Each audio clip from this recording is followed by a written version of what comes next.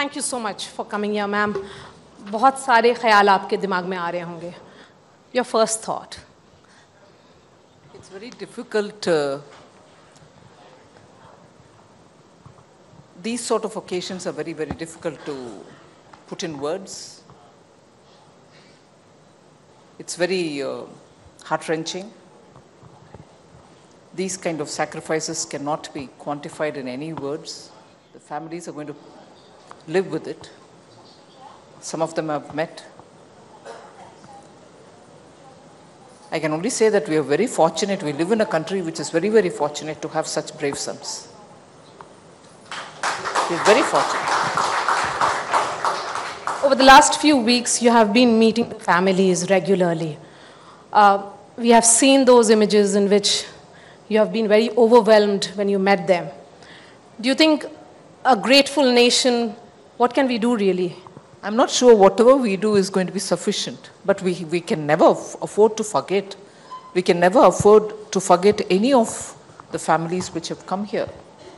And not just the ministries concerned, Home Ministry or the Defense Ministry, but I think as citizens, each one of us will have to, as many times, remember these families, because they've just stood up to the occasion. Their tears are never going to dry, and it was, after all, for our country. Ma'am, you are India's first woman full-time defense minister. Of course, Indira Gandhi had held an additional charge. How has your experience been as Raksha Mantri? It's very difficult again to express. It's been, I'm very fortunate, I would say, to be able to be in this position. It has its own, it has everything in it, in the sense, like they say, that when you have emotions, there are about 9 different that you can identify. Every such emotion is involved when you're dealing with the Raksha Mantralaya. So, whilst your bravery for the soldiers and their bravery that you can talk about, it also means a lot more in terms of compassion, in terms of understanding, in terms of empathy. So I don't think any other experience in my life would make me feel that one has to strive constantly to be a better human being. This position makes you feel that. There are 2 women ministers in the CCS. Should we be looking at this from the prism of gender at all, or is it about competence? I can't escape when people look at it from the point of view of gender. But yes, I don't know if I'm competent as many other people who've held this position, male also. But I suppose eventually it is a responsibility which you have to do with full, commitment, and being conscious every minute that you're holding a position which matters in so many different ways to so many different people, and eventually to the country also. So I think being there fully is more important, and my gender shouldn't matter there. Is this an indication that other male bastion ministries, such as Home and Finance, it's only a matter of time that we'll see women ministers there? I think so too. There's just no line that has to be kept up. There's no need for this cannot be held by women kind of a thing. I suppose any ministry can be held by male or female. And if you ask me, women and child welfare also need not be reserved for women only. Yes. I was about to ask you that question, that you think the time has come also to break that notion that even a man can hold charge of women and child development ministry? I think so, because when you never gave anything for women, you at least had to give women and child welfare. But if you are able to find women who can occupy other positions, I suppose it will have a greater parity if men also can be there and do justice to women. So, why not? Ma'am, you had said that there is no relationship between the airstrike and elections, but increasingly we are seeing that the BJP leaders are claiming credit for the aerial strikes. BJP leaders are taking credit for what? For a decisive leadership. which, when the need arises, doesn't sit back wondering what will the globe tell us, what will happen to any repercussions or fallout, what will be the collateral damage. All these considered, we have a leadership which takes the call. So in case if BJP wants to take credit, what's wrong? It's for the sake of the country. Here is a leadership, here is a party, here's a government which has put the country's priority on top of the agenda. It has not played politics for the sake of anything else. So would you say in 1975? When Pokhran happened, Mrs. Indira Gandhi did it for the sake of votes and she didn't do it for strengthening India? I think these convoluted arguments, if they are in power, it's one thing. If somebody else is in power, oh my God, I don't want to give the credit, is now seen through by the people. But Pakistan being invoked in every election speech, is it about generating fear, that there is an enemy such as Pakistan? Or is it more about instilling confidence in Prime Minister's leadership? It's more about saying without fear or hesitation or some reservations in your mind that there is a neighbor who's just there, who's constantly encouraging terrorists who seem to enter this country and do all kinds of dangerous things. It is naming them instead of saying some country across the border, which is what we've been hearing in this country, across the border. Oh, who's across the border? Why can't we say it? Very clearly we have evidence to show that terrorist camps are there. So today, that culture of across the border languages very clearly saying it is Pakistan. You have the facts, why not say it? What is this whole wishy-washiness about it? You have set a new template in dealing with your neighbor, Pakistan. With Pakistan. With Pakistan. There, in 2016, it gets into a system so much, it's even within a minute, Maria is not able to get out of that. 2016 surgical strikes, 2019 aerial strikes. You have set a new template. I'm trying to understand, but this hasn't really acted as a deterrent. Well, you have a, for want of a better word, you have a habitual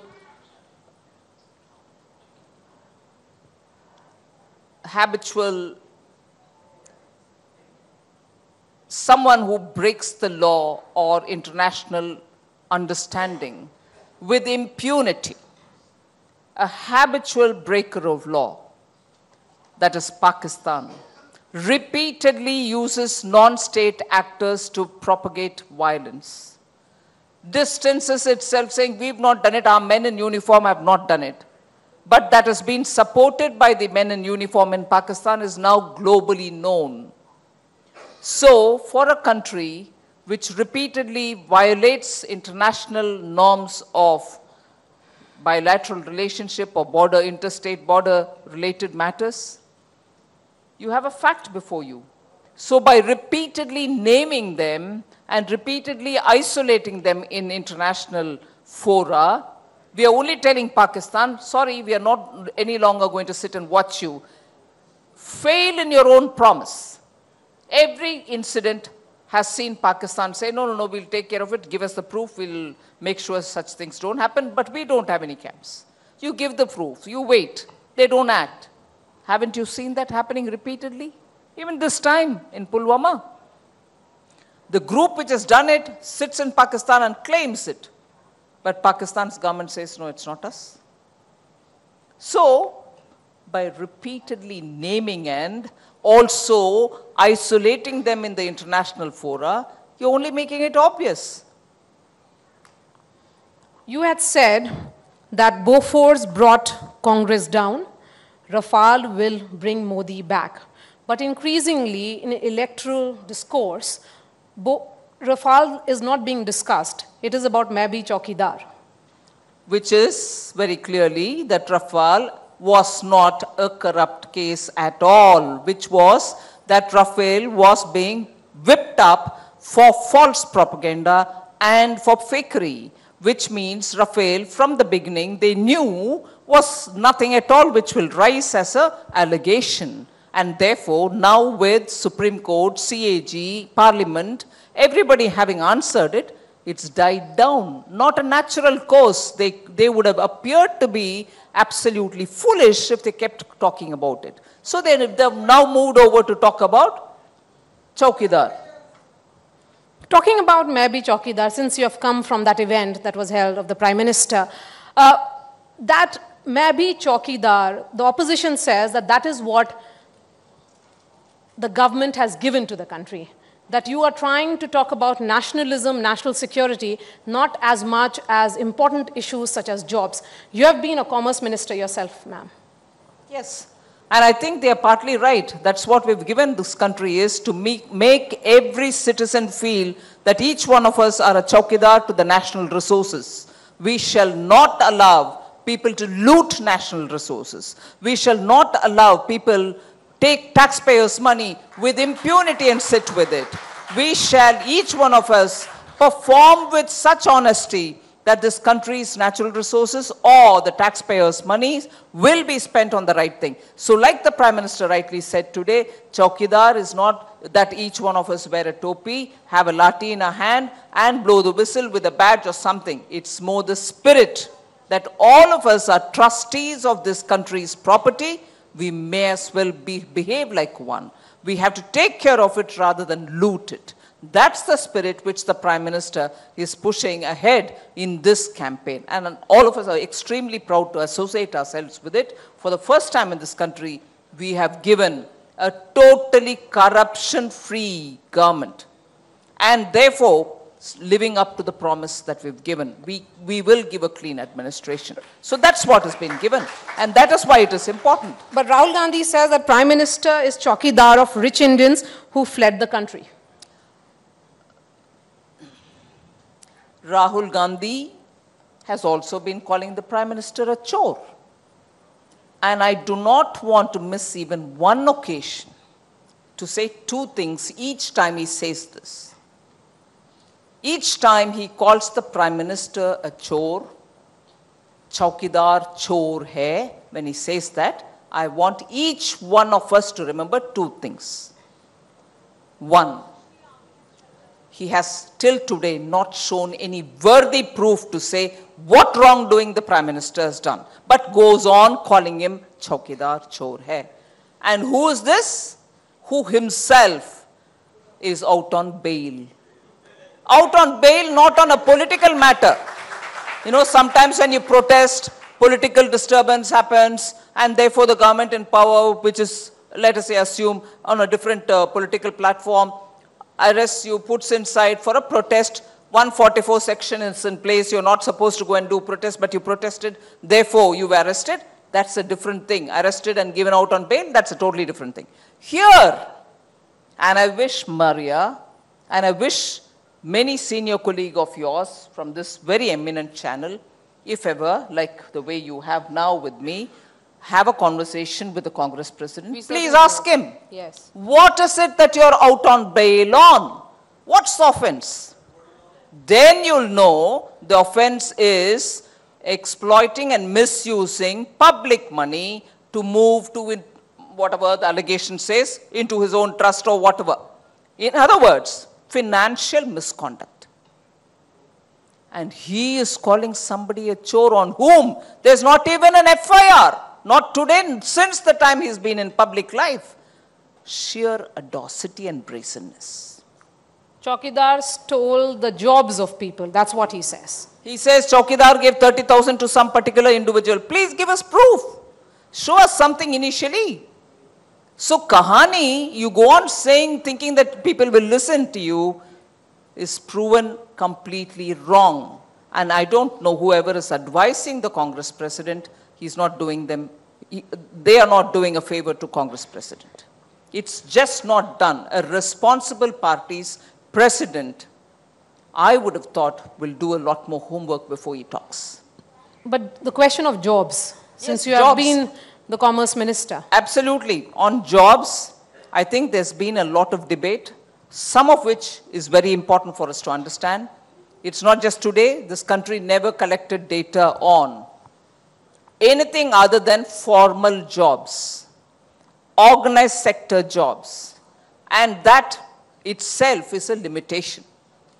Not more than 12 to 15%. I'm not sure whether it is 12 or 15%, but not more than 20% of the entire country is in formal sector. What happens to the rest 80%? We don't even have any data. In the 80%, if you've increased the numbers by providing them with a lot of finance, credit without security being taken like the Mudra role, how do you account for that? How do you take that on board? If sectoral growth is also monitored, you'll know a lot of people now don't go in for jobs, but they take up entrepreneurship. In that, if we count it, I'm not sure if we are constantly right when we say jobs have come down. But Nirmala ji, if the government is sure that there have been alternate avenues created, then shouldn't that data come out in the public domain to counter this? You're right. Isn't that what is coming out when you say the total number of people who have taken Mudra loan? How much have they taken? And even if they don't employ anybody, they themselves are working. But for the amounts that they take and to run their own business, they will have at least 1 or 2 people more employed under them. Are these not jobs? What about Nyay? That is something that the reports are suggesting is getting traction on ground. How is the BJP planning to counter it?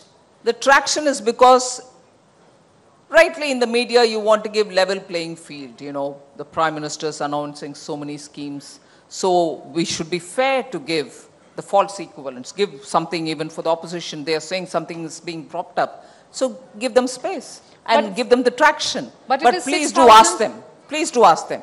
6,000 rupees per annum announced by you for the farmers versus 6,000 per month that has been announced. That's the way Congress is projecting. Minimum income guarantee. Yeah. Congress will project everything. Garibi Hatao 1971 projected by Congress. Failed by Congress. After that, every Prime Minister from that particular DNA, the Congress Parivar DNA, which I incidentally was shocked to hear, a very senior leader from the Congress party saying, first family of the country. I don't know how many of us want the first family here, how many of them consider them as a first family, but first family it is, and that's being imposed on all of us. So the first families, members, beginning from Mrs. Indira Gandhi, till the Nyay scheme, poverty is the pet theme. Not to eradicate it, keep the number of poor the same, but allot money, which can go, like today the Prime Minister correctly said, he believes in direct benefit transfer. But the Congress party was running direct dalali transfer. So if direct transfers were happening, it was for the dalals. And as a result, poverty has not been reduced. Okay, since you are the face of the BJP in South, the decision that has been taken by the Congress party and the Congress president today about him being fielded from another constituency, and that is Wayanad. I think I can't comment on it. He's got every right to go any number of places and contest as long as the Election Commission permits. I think 2 is allowed, so he chooses a second. But very clearly it tells me one thing. If you've been the Member of Parliament for a particular constituency, in this case it's Amethi, and you've served it very well, is there a need for you to look for a second? It's Amethi plus. And second. I'm not saying you're leaving Amethi. I'm still saying second. And again, like in many ways, many different ways, the media plays a very fair game, bring a false equivalence immediately to say, but Modi ji, you know, came to Varanasi, contesting in Gujarat, but also came out. He was never in Varanasi before. He was never in the parliament before. The first time he chose to come to parliament, he didn't want to let go his own state, so he was there.